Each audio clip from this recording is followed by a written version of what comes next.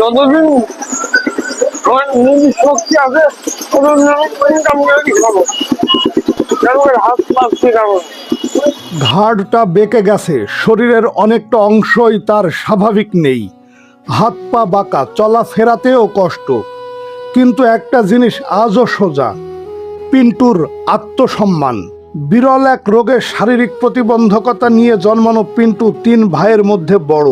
ঘরে বৃদ্ধ বাবা মা আর ছোট 2 ভাই।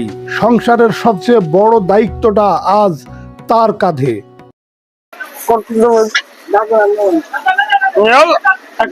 শরীরের এই অবস্থাতেও পিন্টু বসে থাকেনি, হাটে হাটে ঘুরে ফল বিক্রি করে। রোদ বৃষ্টি কষ্ট কিছুই তাকে থামাতে পারেনি। পিন্টু জানে তার এই ছোট্ট ব্যবসার আয়ের উপরে নির্ভর করে ছোট 2 ভাইয়ের পড়াশোনা। আমরা 3 ভাই, আমাদের বড় ভাইয়ের ব্যবসা থেকে মনে করেন যে সংসার চলে, আমরা পড়ালেখার খরচ চালাই। আমরা তো গান্ধী বাবা জায়গা করছেন, আমি প্রত্যেকদিন কয়েকদিন বসে ব্যবসা করতে পারবো।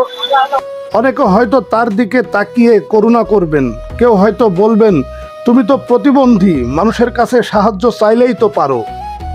কিন্তু পিন্টু মানুষের কাছে হাত পাততে রাজি নয়।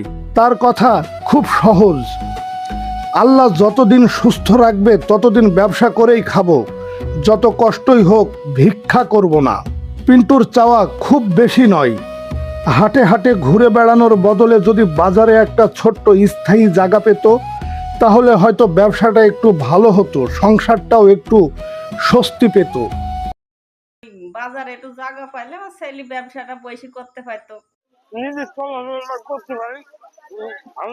কিন্তু তার জীবন একটা কথা খুব জোরে বলে, মানুষের শরীর ভেঙে যেতে পারে কিন্তু ইচ্ছা শক্তি কখনোই ভাঙতে পারে না। পিন্টু করুণা চায় না, সে চায় একটা সুযোগ।